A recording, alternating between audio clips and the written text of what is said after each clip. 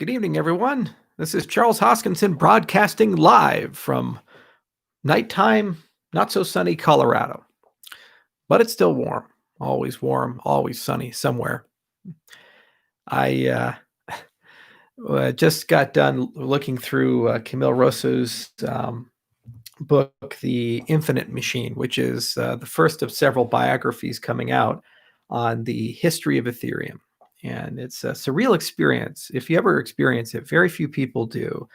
To go through something and it turn out to be in a book and to read about events that you lived.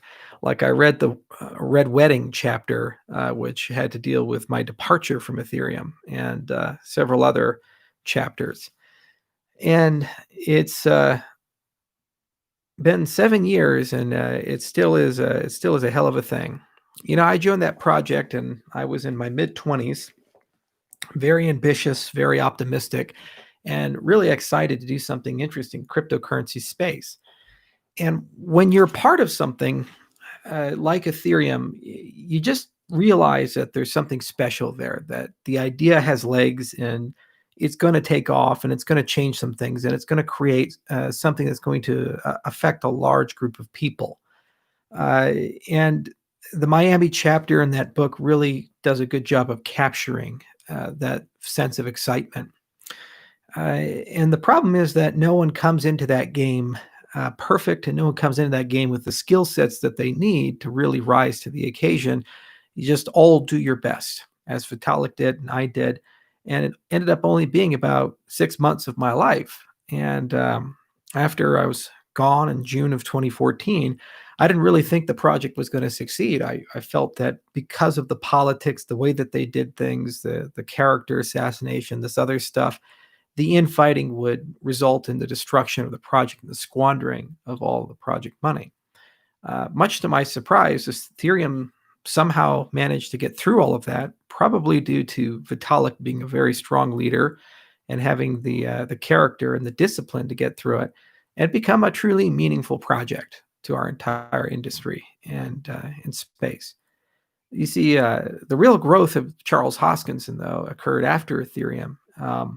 Being a CEO of a company for year after year after year and just going through the dogged minutia of that job, the many hard days and things I've had to endure through it, and the constant criticism that you endure in this industry, where people go beyond saying you're wrong to saying you're a criminal, you're a horrible human being. The utter lack of empathy in this industry, where you're judged by your worst days, and that's assumed to be the standard. It's something that truly does build character, and the hardest part is trying to maintain a lack of cynicism, trying to maintain optimism despite all of that. Recently we had a tussle on Twitter where somebody from China decided to imply that our project was involved with a bunch of MLM Ponzi scams in Western China, and that the only reason our price had gone up was because of that. These are blatantly untrue and unfair allegations, and any reasonable thinking person would realize how unfair and untrue they are. And if I have the audacity to defend my community, my project, the integrity of our system, then it leads to a Twitter mob calling me an egomaniac. And it's a difficult situation to be in, where you can be criticized but can't reply to the criticism. You can't defend yourself, especially against unfair allegations. And we live in a space where people are very tribal, and they don't really like anyone who's not in their tribe and don't care to listen or understand what they're doing. The magic of the company that I created and the people built is that we did things very differently. We were a bit ahead of our time. We thought carefully about things like peer review, and we thought carefully about how to build a great science engine. We did things a little differently on the development side, and we made a lot of mistakes along the way. We were too ambitious. We tried to do too many things at the same time.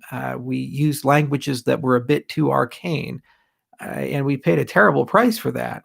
But you know what? We never gave up. The story that hasn't been told, and it should be told one day, is how a group of people got together and they had the resilience necessary to go try to do some of the hardest things that have ever been done in the history of not only this industry, but in software development. And they succeeded for the most part. It's not an easy thing to say that we're just going to invent new science and then formalize that science and then put it into consumer products and release it to people all across the world while everybody's watching, criticizing, and trying to steal your money and break it. And if you make any mistakes at all, that becomes the only story, and all the successes are forgotten. And our team did that. And I'm eternally grateful for their ability to do that and continuation of doing that. It's not an easy thing to evaluate 10 years worth of history in our space and say certain parts of it is wrong, even things that people hold to be right, and have a difference of opinion and have to justify that difference of opinion and build a community around it and explain the nuances and details, especially when they're incredibly technical. I spent more than 5 years of my life working on that. 5 years, that's a long time, 10 times longer than when I was at Ethereum. And for the most part, Ethereum is over for me. I haven't given it much thought. It is what it is. There's clearly people in that community who really hate me and don't think I'm anybody worth anybody's time. They think I'm a bad actor, and they clearly state their opinion on a daily basis about it or whenever asked. But you know what? I couldn't care less. I really don't. And now these books are coming out, and it's resurrecting those memories in that time. And it's a surreal experience in a certain respect. Good lessons to learn from it. But it's left me with a profound sense of gratitude because as a consequence of those events, I'm here today with you, my community, those who decided to go with the crazy ideas that we came up with together and invest in those ideas and build in those ideas. And you know what? We're all better for that. The space is better for that. It's better that there's Cardano and Ethereum instead of just Ethereum. And I think we have a lot to learn from each other, especially after the emotions recede a little bit.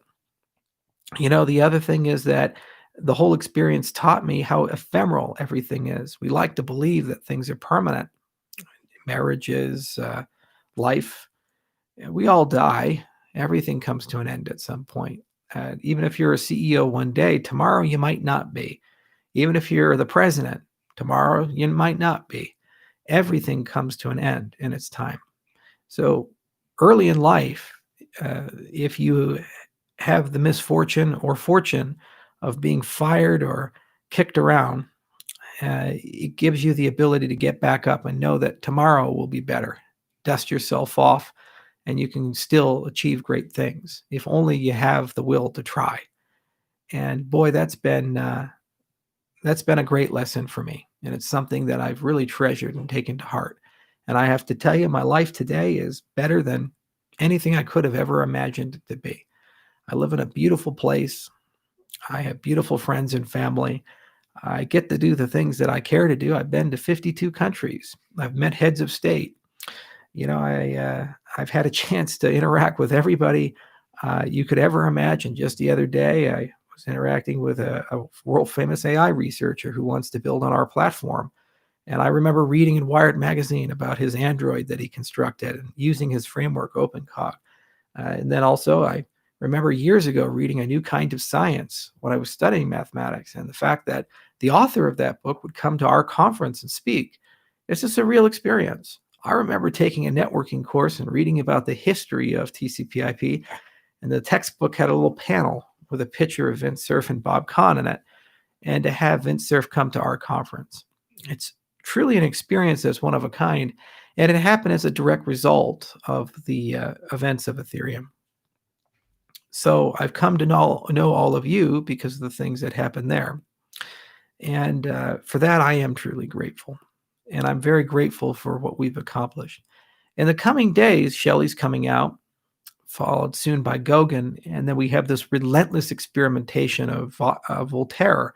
Every 6 to 8 weeks, some voting event is going to happen. Money's going to start moving. The DC will start flowing to you guys. And in short order, our ecosystem will start becoming more resilient, diverse, New thought leaders will materialize. All kinds of crazy debates will form. Strong leadership will materialize in places we don't expect to see it.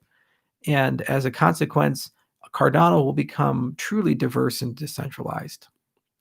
And at some point, it'll become so diverse and decentralized, just like Ethereum, I'll probably fade away, either by choice or not by choice. It doesn't particularly matter. It always happens to founders. Even Bill Gates is no longer at Microsoft. But what leaves me with so much joy is the fact that what we have constructed is truly going to be around for a very long time. I don't know if Ethereum is going to be here forever. It may become something like Netscape or PayPal, and for its time, established something and brought a lot of people up and really proved out how the world ought to work. Or it might end up becoming something that's here for a long time. But I do know for a fact Cardano will be. What we have laid here, the community we've constructed here, is unlike anything I've ever seen in the cryptocurrency space. All of you matter, and all of you care just as much as I do, and the people at my company do, and at the foundation do, and the people at Emergo do. And all of you in your own way contribute in special ways. It can be as simple as sending recipes for how to cook venison jerky. It's as complicated as having a detailed opinion on how we need to modify our voting system so it's more effective. And if everybody contributes, then we'll all rise together. The other reality is that we really have figured out how to do business within the developing world, and it is inevitable that deal after deal will bring millions of users from the developing world into Cardano. And Cardano will become the default platform for economic identity. That's my dream, that's my hope, and that's my belief. I strongly believe it. And if that occurs, we will achieve what I set out to do in that TED Talk in 2014 in Bermuda, where I said, we have two worlds, the banked world and the unbanked world, and it's about time we merge them and we have one. It was a pipe dream back then. And now, just 5 years later, I'm left with this extraordinary awe that we've found the secret sauce to get there and get there with a movement. And regardless of how hard it is, how long it'll take, there's a certain degree of inevitability about that. So while it is hard to look at the past, especially looking at books like the Infinite Machine, because it does remind me of the worst of times, and it does remind me of how cruel and horrible people can be, or how misguided people can be in their criticism. It also reminds me of how far someone can rise after a fall. And we all rose together. So I suppose the great lesson to take from all of this is there's always a tomorrow.